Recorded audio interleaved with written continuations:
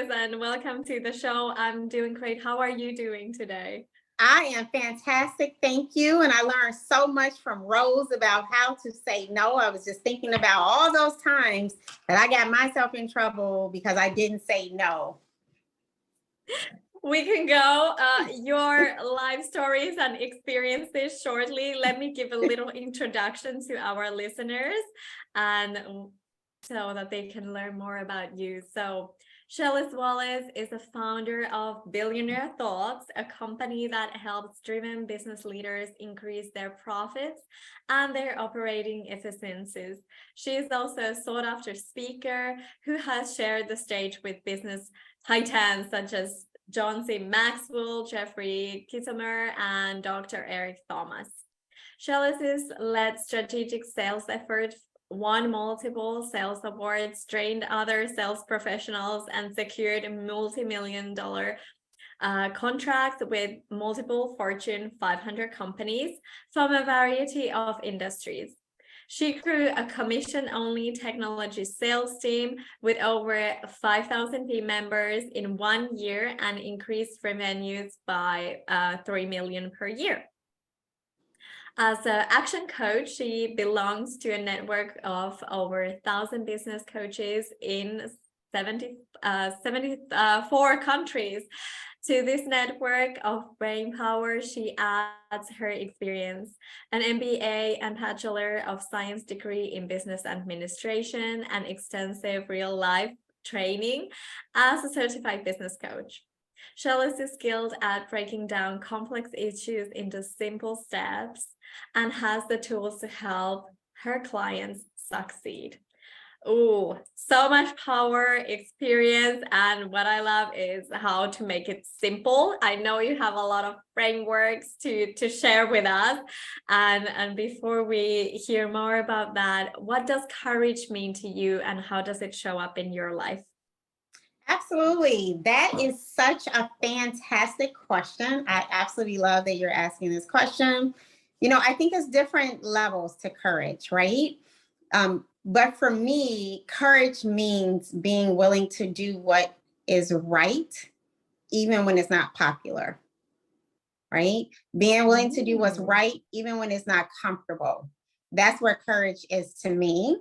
And I think about how it showed up in my life, but even before we get there, when I think about the wonderful men and women that are in the military and protecting us all over the world, you know, just period, people that serve, you know, your first responders that serve when they are always the ones that are going into danger, the firemen and women, you know, that's courage. That's like real courage. And it's a different level, but it's doing what's uncomfortable, even though, you know, it's the right thing to do. And that's what courage means to me.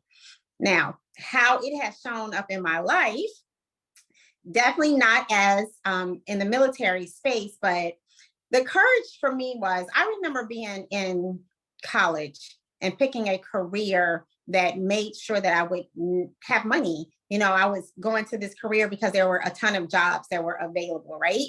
But the real courage came when I decided to walk away from the comfort of having a job to step out and start my own business. And it didn't even occur just at that moment, right? Because I had money in the bank, I was still comfortable, right? The step that the courage occurred is when I looked up one day and we had to choose between bread and rice because we could not afford both. We ran out of money. You know, the money that we saved, the money we thought we would have in the business, we completely ran out. And the courage came when we decided no matter what, we had to make this work because I had to prove to my daughter that she had options.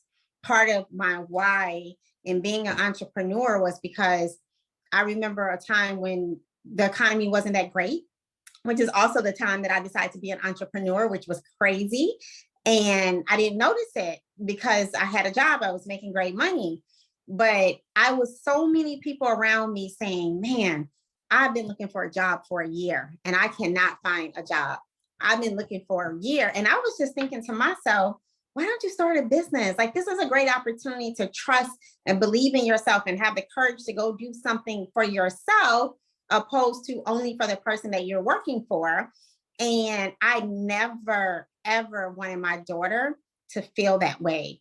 And so the entrepreneur side of me was partially because I wanted her to know, whether you want to have a job, whether you want to work for someone else, or whether you want to be an entrepreneur, does not matter to me, because we need every person in all of those positions and places in the world. Just that you know you have options, and no one can tell you that you cannot earn a paycheck because you're waiting on them to give it to you. And to me, that's how courage showed up in my life, that I kept going even when I didn't have enough money for bread and rice at the same time.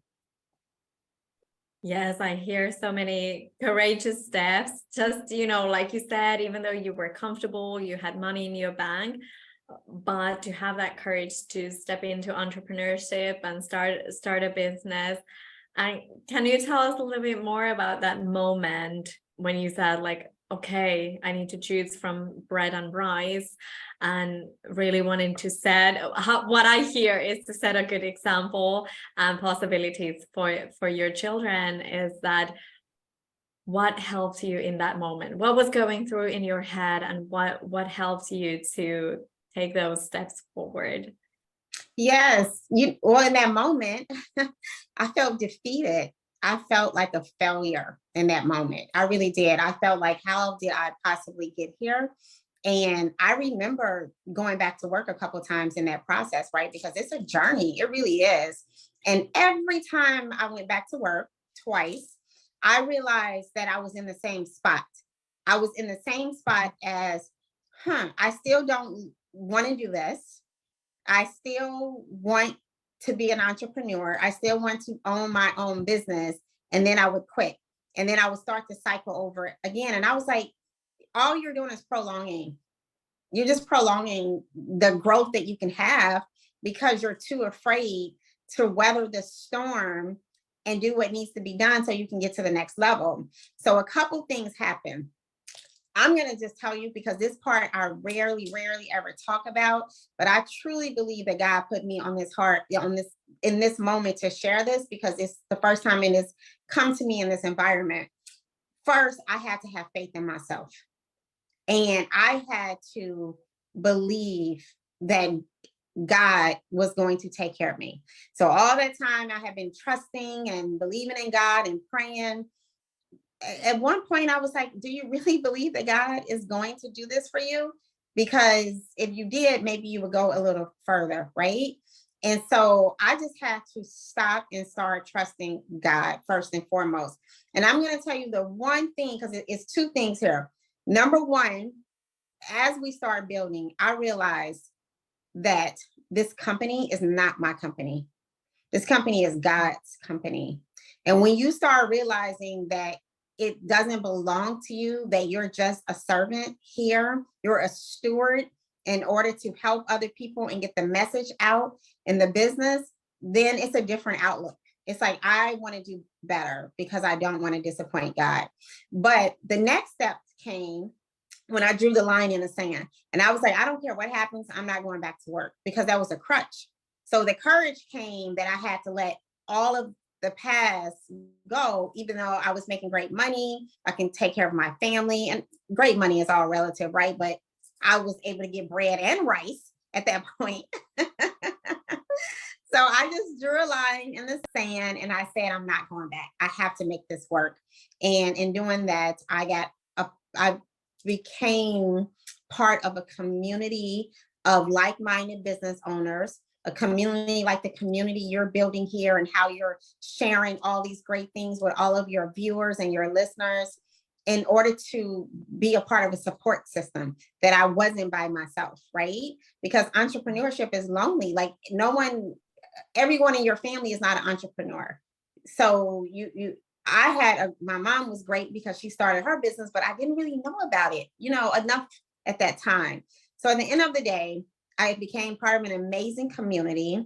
And in that community, I hired a coach, a business coach, who helped me mitigate all the risk and the mistakes that I was making so that we can get our business up and growing. And eventually we sold that business. So that's what changed it, realizing that this company belonged to God, not me, drawing a line in the sand. I'm not going back. The boats are burnt. I need to just stay focused here, and getting in a community and hiring a business coach that helped me to bridge the gap between where I was and where I wanted to go, and the knowledge, right? I think about, I was always reading the books. I went to all the conferences. I really did. And I thought that I knew it all, but I didn't. I didn't know it all. And having that support system and someone there to guide me made a huge, huge difference. And it gave me the courage to keep going. Like and it hasn't been perfect, but I never think about giving up now. I never ever think about going back to my old life, which is, engineering. Never think about that. Yes. Oh my God. It's like you said, you can learn a lot and read a lot, but when it comes to real life situations and how can you apply that knowledge and how does it apply into your life, and then having that support system, like you said, there to help you.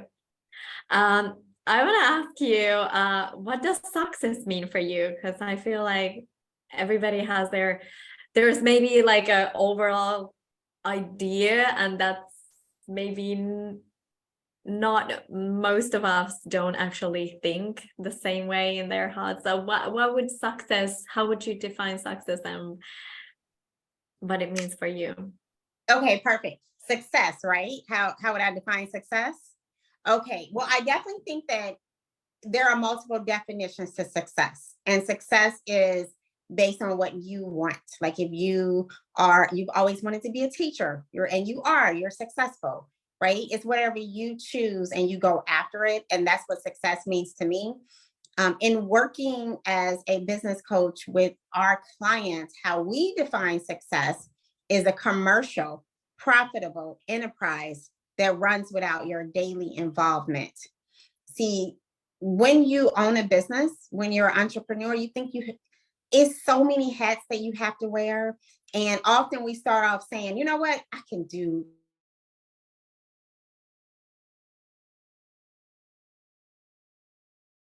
and not this alarm clock waking me up. And we realize that we have less money, right? In the beginning, it shouldn't say that way. And we have less time freedom. And so the definition for success as it relates to the business is building a commercial profitable enterprise that runs without your daily involvement, so that you can still have the time freedom to do the things that you love, to spend with your family, and to enjoy life. Business is supposed to give you more life and more life options, not drain you to the point where when you get ready to retire, you have nothing. So that's Thanks for saying that.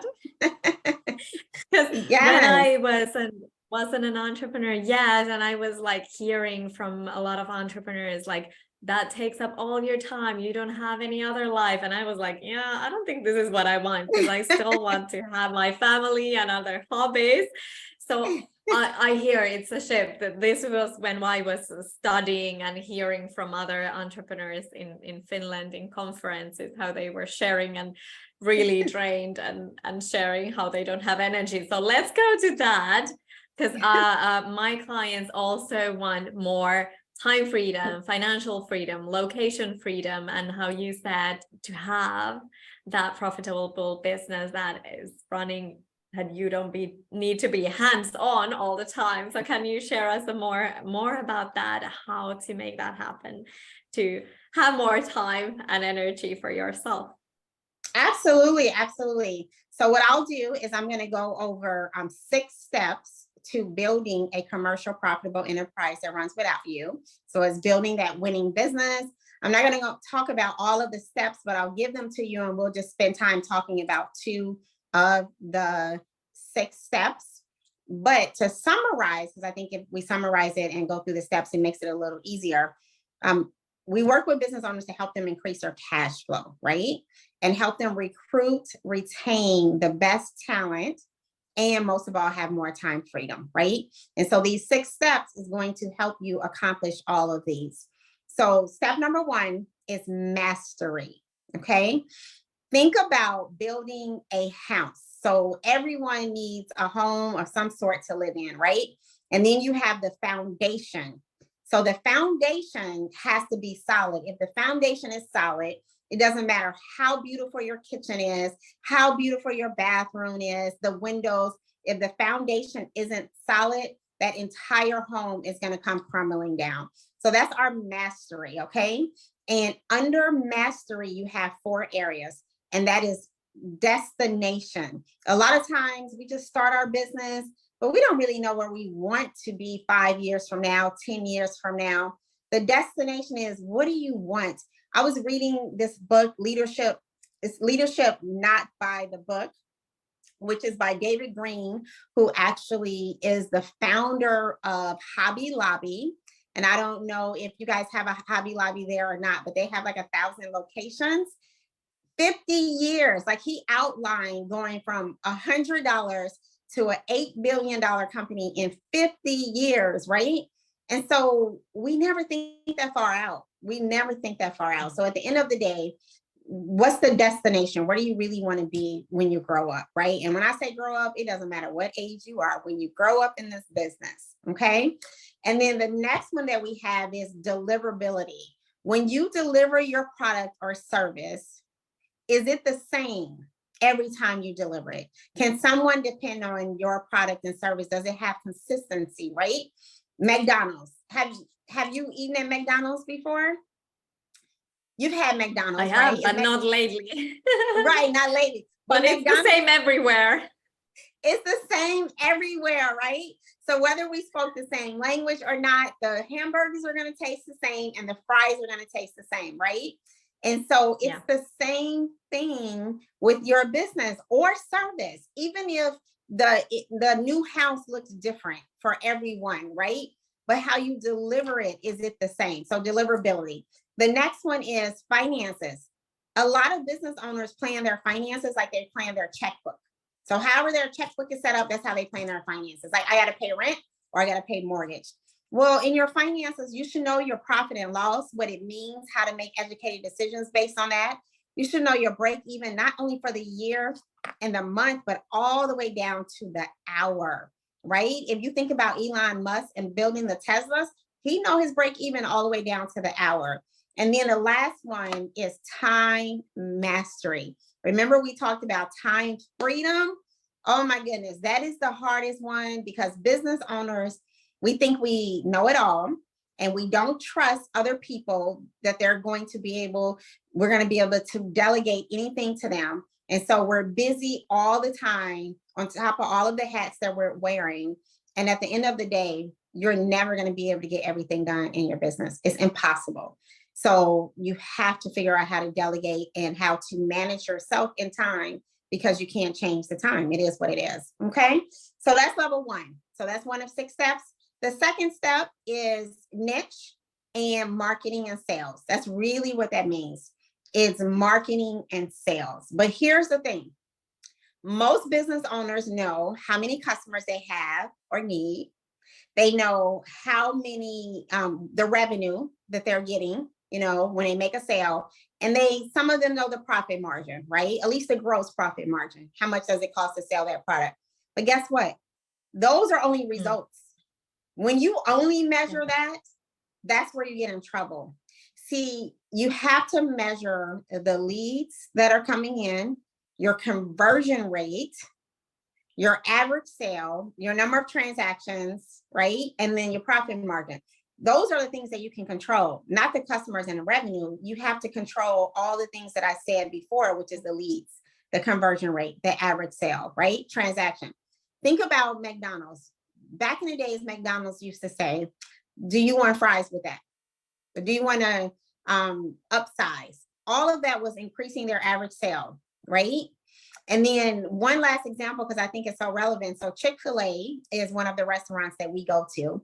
And I looked back over the year, this was a few years ago, to see how much money we spent at Chick-fil-A. One year we spent $6,000 at Chick-fil-A. $6,000 at a fast food restaurant. Wow. And here's the thing. Chick-fil-A, the first time we went in, we didn't spend $6,000, but they figured out how to get me to come back for multiple transactions over and over and over again. So as business owners, are you looking at the number of transactions? What are you doing to get your clients to come back over and over again, right? And so those are the small things that we have to pay attention to, and not just every day, how many clients did we get, or what's the revenue or the profit, okay? And then the last three, I'm not really going to go into, I'm sorry, the last four, I'm not going to go into detail, but I will tell you what they are. And I'll also tell you how you can get access to this in writing. The next one is going to be systems, building leverage. Leverage is so important to build leverage. Like, I think you guys did a fantastic job in building leverage with this event, and I am so happy to be a part of it. And I was just in awe of how you put everything together, and I learned so much from you, right? So building leverage is so important. Leverage is our systems and processes that we put in place.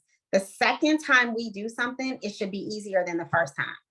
The second time you sell a product, it should be easier than the first time.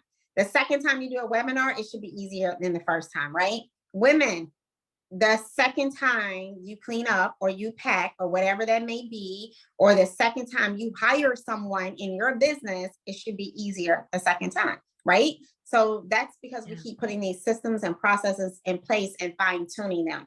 Most business owners, they're in their head, and that doesn't work, okay? So you cannot have a commercial profitable enterprise if your systems are sitting here in the owner's head. That's the reason why most of the time businesses die with the first in the first level, and they never transition to their loved ones or have legacy behind that, because they don't have anything written down. And then our next one is team. If you want to grow, you kind of have to build a team. In order to grow, you have to get more people around you, and they have to be the right people. So you need a recruiting system in place in order to do that. And then the last one is synergy. Synergy is when everything is working like a well-oiled machine, right? That means that, great, I got people on the team, there's leverage. I can go on vacation for at least a week now and come back and everything's okay. Now I can go on vacation for 2 weeks because the synergy, I have a general manager or managers in place that understand the vision, the mission, the goals of the company, right? And then last but not least is results. So results mean that as a business owner, you have more options, right? You have a team of people that you can help your team grow and give them what they want. You get to go on vacation for 3 months or 6. You get to start a new business like Elon Musk. I mean, he created this amazing business and he sold that business and he started a new one, right? So it's like, once you can create a business that's working and running, and you get the systems and the processes, which is the 6 steps that I just gave you guys, it just gets easier and easier to do it every single time. Speaking of results, because this is important, when you get ready to sell your business will not have a high value if you have to be in it.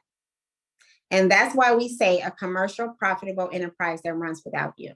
If you are a doctor and you have your own practice, congratulations for being a doctor, being fantastic, helping people, making a difference. But when you get ready to retire, if you're the only doctor in the practice, then the business goes bye-bye with you. Your kids don't eat off of that. You have to have a good insurance policy, right? And so what we teach people is how to make it so when they leave, the business can operate without them. And that means that now your business actually has value that can be sold at maximum dollars, because you've taken the time to build the system and create a true business, opposed to a business that you have to be in all the time. So those are our 6 steps. Yeah. We can, when I tell you, I can meet with you every single day for the whole 24 hours and still not get through everything that's a part of it. But that's a quick overview. But if you take just a few of the tips that we gave you, you will be on your way to creating a commercial profitable enterprise that works without you, or excelling in your business. Yes, thank you so much for sharing those steps. What really resonated with me is that, you know, as a business owner, you might be too much in your head. It's your baby. You want to take care of it. So how you have the courage to delegate, and like you said, build the team, build the system, put your knowledge into, like, for others to use, who you can teach as well, so that your legacy will continue. So Yes. that's very much where I know I have room to grow in the delegation, because I'm like really wanting to control and have my hands on everything. And this has been such a learning experience with me and Melissa to doing it together. So thank you also for acknowledging us. And we do have your gift link. Yes, Melissa was just sharing it. So you just a few words about your gift before we wrap up, if you want to share what it is about. Absolutely. Thank you. Okay. One of the things in the marketing section that I didn't get a chance to talk about is collaboration, strategic alliances, referral partners is so important. People have no idea, because we're like in this social media world where everything is really, really quick, but relationships matter. If you think about the deals that are being done between Microsoft or Elon Musk, and the big deals in the back office, is not just about they met you on social media. It's about whether they met you there and they built a solid relationship with you. So having influence is so important, and building strong partnerships and collaboration is the key to success. And so the gift that we have here is, I'm trying to point it in the right direction, but the gift that we have here is a marketing kit to maximize your networking. So I'm sure people go out, they network in one way or another, you network online, but how do you maximize that, and how do you turn that into true relationships? So that ebook is a free ebook that will give you more details on how to do that. And if you want to do a quiz and find out where you stand on your 6 steps, so a 6-step scorecard for your business, there'll also be an additional link if you want, that you can set a time to score your business. Free ebook. Once you grab that, it'll be another link that asks you if you want to score your business, and we'll do that. And that's completely complimentary. At the end of the day, we want to help the communities grow. And we are so excited about being a part of this network and being surrounded by so many amazing people. So thank you so much for the opportunity to be here with you. Thank you, Sheles. I mean, like you said, you could talk for a long time on each of the pillars. It really sounds like you've learned a ton. You put a framework and now teaching it to others. So thank you for putting your knowledge out there for us to learn more. So yes, I do want to do that quiz and see where I stand, and noticing my gaps and what I can learn more as well. So thank you so much for joining us, bringing your smile and joy here. Thank you. Thank you for having me. Have a great rest of your day. Yeah.